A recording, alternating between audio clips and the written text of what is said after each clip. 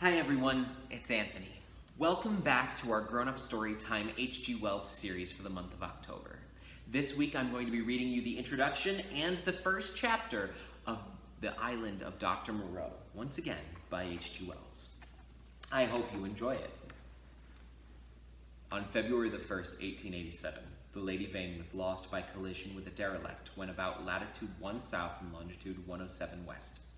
On January the 5th, 1888, that is 11 months and 4 days after, my uncle Edward Prendick, a private gentleman who certainly went about the Lady Vane at Calais, and who had been considered drowned, was picked up at latitude 53 south and longitude 101 west, in a small open boat of which the name was illegible, but which is supposed to have belonged to the missing schooner in Peccachuana. He gave such a strange account of himself that he was supposed demented. Subsequently, he alleged that his mind was a blank. From that moment of his escape from the Lady Vane, his case was discussed among psychologists at the time as a curious instance of the lapse of memory consequent upon physical and mental stress. The following narrative was found among his papers by the undersigned, his nephew and heir, but unaccompanied by any definite request for publication. The only island known to exist in the region which my uncle was picked up is Noble's Isle, a small volcanic islet and uninhabited. It was visited in 1891 by HMS Scorpion. A party of sailors then landed but found nothing living thereon except certain curious white moths, some hogs and rabbits, and some rather peculiar rats, so that this narrative is without confirmation in its most essential particular. With that understood, there seems to be no harm in putting this strange story before the public in accordance, as I believe with my uncle's intentions, there is at least this much in its behalf. My uncle passed out of human knowledge about latitude 5 south and longitude 105 east, and reappeared in the same part of the ocean after the space of 11 months. In some way he must have lived during the interval, and it seems that a schooner called the Peccachuana, with a drunken captain, John Davies, did start from Africa with a puma and certain other animals aboard in January 1887, that the vessel was well known at several ports in the South Pacific, and that it finally disappeared from those seas with a considerable amount of copra aboard, sailing to its unknown fate from Bena in December 1887, a date which tallies entirely with my uncle's story. Charles Edward Prendick. The story written by Edward Prendick. Chapter 1. In the Dinghy of the Lady Vane. I do not propose to add anything to what has already been written concerning the loss of the Lady Vane. As everyone knows, she collided with the derelict when 10 days out from Calais. The longboat with 7 of the crew was picked up 18 days after by HM gunboat Myrtle, and the story of their terrible privations has become quite as well known as far more horrible Medusa case. But I have to add to the published story of the Lady Vane another, possibly as horrible and far stranger. It has hitherto been supposed that the 4 men who were in the dinghy perished, but that is incorrect. I have the best evidence of this assertion. I was one of the 4 men. But in that first place, I must state that there never were 4 men in the dinghy. The number was 3. Constans, who was seen by the captain to jump into the gig, luckily for us and unluckily for himself, did not reach us. He came down out of the tangle of ropes under the stays of the smashed bowsprit. Some small rope caught his heel as he let go, and he hung for a moment, head downward, and then fell and struck a block or spar floating in the water. We pulled towards him, but he never came up. I say for us, he did not reach us, and I might almost say luckily for himself, for we had only a small breaker of water and some sodden ship biscuits with us. So sudden had been the alarm, so unprepared the ship for any disaster.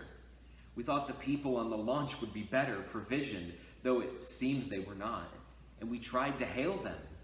They could not have heard us, and the next morning, when the drizzle cleared, which was not until past midday, we could see nothing of them. We could not stand up to look about us because of the pitching of the boat. The other 2 men who had escaped so far with me were a man named Helmer, a passenger like myself, and a seaman whose name I don't know, a short, sturdy man with a stammer. We drifted famishing and after our water had come to an end, tormented by an intolerable thirst for 8 days altogether. After the second day, the sea subsided slowly to a glassy calm. It is quite impossible for the ordinary reader to imagine those 8 days. He has not, luckily for himself, anything in his memory to imagine with.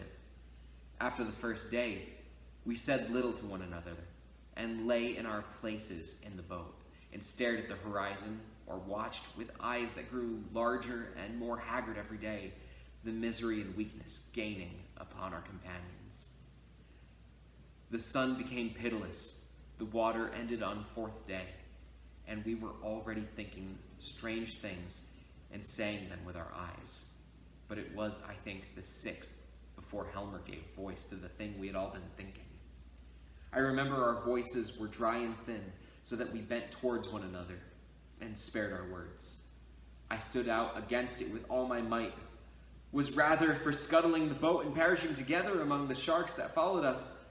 But when Helmer said that if his proposal was accepted, we should have drink, the sailor came round to him.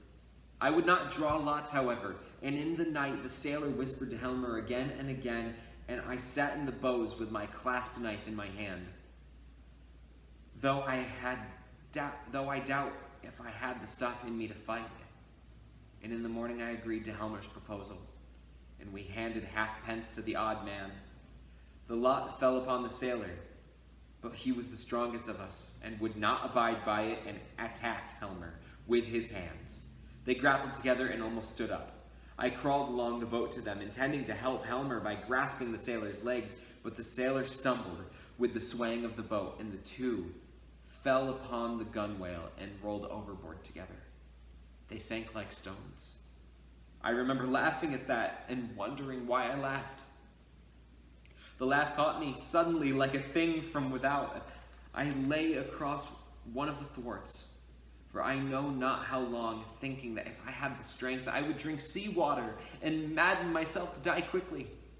And even as I lay there, I saw with no more interest than if it had been a picture, a sail come up towards me over the skyline.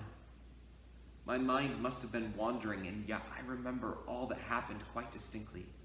I remember how my head swayed with the seas, and the horizon with the sail above it danced up and down.